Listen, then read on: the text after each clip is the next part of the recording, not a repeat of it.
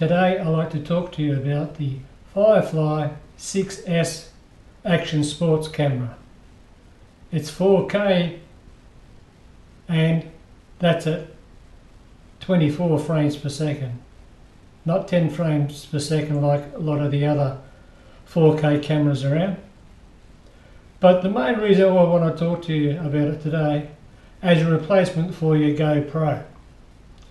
Now I've got a GoPro 3 Black. Now it's a great camera, but it's expensive. And if you bolt it to the bottom of your quad and you crash it, you've done your day. Now the Firefly is around $170, much cheaper than your GoPro. Now I'm talking about for a replacement for a GoPro 3 Black. So let's just compare those dollar values and versatility. So I got this one from Banggood. It took about 3 weeks to come. I had ordered one from GearBest. They were about $10 cheaper, but after a week and a half they never had any in stock and never let me know for almost 2 weeks, so I cancelled that. This is a camera. You can get it in various colours. I got black. Comes with a silicone protective cover, which is good. It's different to the GoPro. Less buttons. To get the Wi-Fi, it's a combination of a button press or set up for one button press. But one of the different, or perhaps not so hot ideas, is if they've shifted the SD card to the bottom. I don't know why manufacturers don't put it on the top. So when you mount it up, you have to take it off to get your SD card out. On the GoPro, it could come out the side. Well, why they don't put it on the top is beyond me. So it comes with all GoPro compatible mounts, protective case, the various clamps, straps, stickers, instruction manual, USB, ties, even a lens cleaning kit.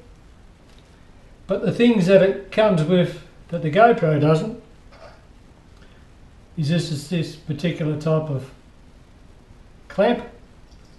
So bulldog clip. So if you want to mount it on something that's solid, like your belt, I've mounted it on the belt before and it fits fine. So you can use this with the GoPro or the Firefly,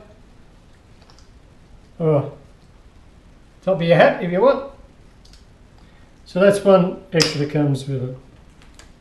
Also, you also get a compatible AV lead for you if you're in the FPV flying, that type of thing, comes with it. Only problem with it is the electronics are exposed. They've only put a heat shrink on one side. So you can easily just get a larger heat shrink, cut a slit in it, slide that hole through the slit and then shrink it on. That's what I'll be doing, but I wanted to show you how it comes. And it's a narrow type and it fits on the side like the GoPro. Same connection as a GoPro. GoPro one's fit, this comes with it. Trouble with a lot of the mounts, I had to make up a special one that I'm filming on the tripod, rectangular block that just is held in by a Velcro, comes off quickly. It's got the 1/4-20 screw underneath, so that's easy to fit. But if you want to mount it, you normally have to have a mount like this, either open or closed, open back. But it adds weight, and it's fine if you're doing action stuff, there's water, mud, insects and crap like that. But if you're just doing normal filming, it's a pain. So they actually supply a mount like this. Quite versatile. It's got the tripod mount on the bottom, tripod mount on the top. Again, slight problem, good idea, camera fits in but is loose. So any movement and your camera will move around. The little clip here doesn't hold down, doesn't hold it in position. I personally will be just opening up that hole, tapping it and put a little screw in to hold it down, but you shouldn't have to.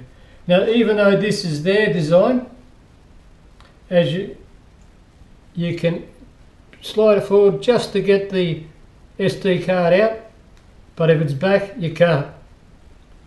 So again, they come up with a good idea but they don't think it through 100%. Perhaps it would have been better not to have that and just have a Velcro slot to pull it down tight. The batteries are the same as GoPro, same chargers you can use, same batteries, so they fit quite well. But again, you cannot remove a battery when it's fitted.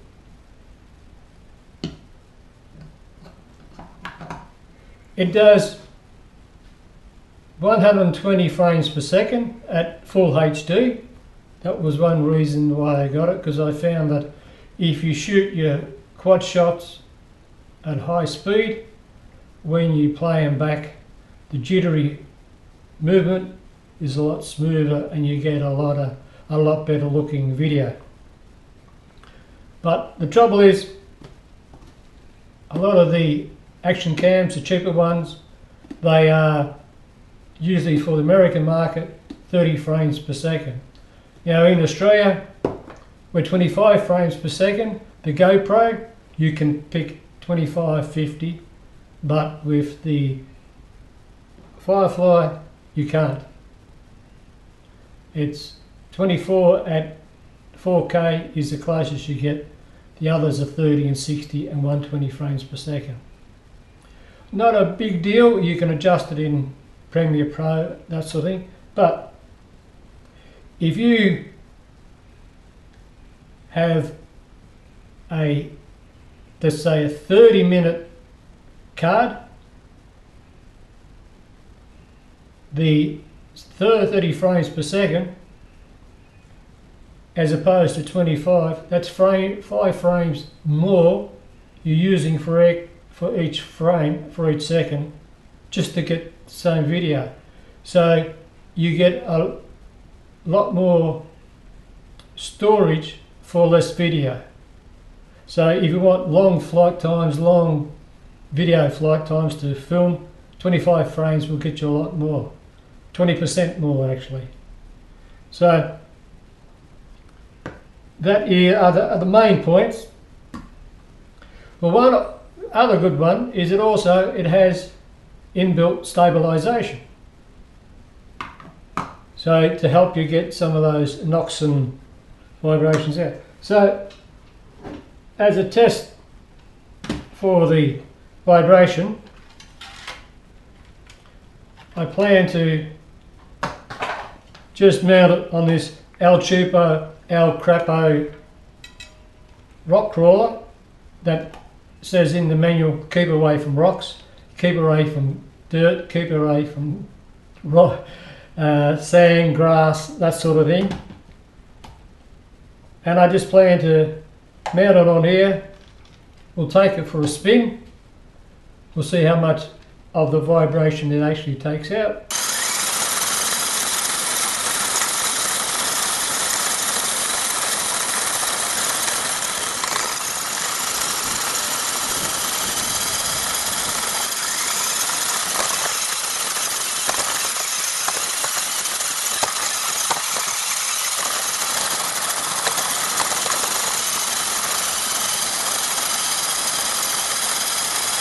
That's the camera at the moment. The little test footage I got, the colour's a lot more dynamic. The full HD is very, very shuddery. It looks a bit like that when you film, when you move around. So I don't think the processors can keep up with the compression rate. But for $170, and I think the GoPro 4 or Black's round 5, just under $600. So when you see them smashing into the ground, you can smash 3 of these for one of those. So I'll set this up, I'll do some video, add it to the end of this clip, and we'll see what results we get. So as always, thanks for watching.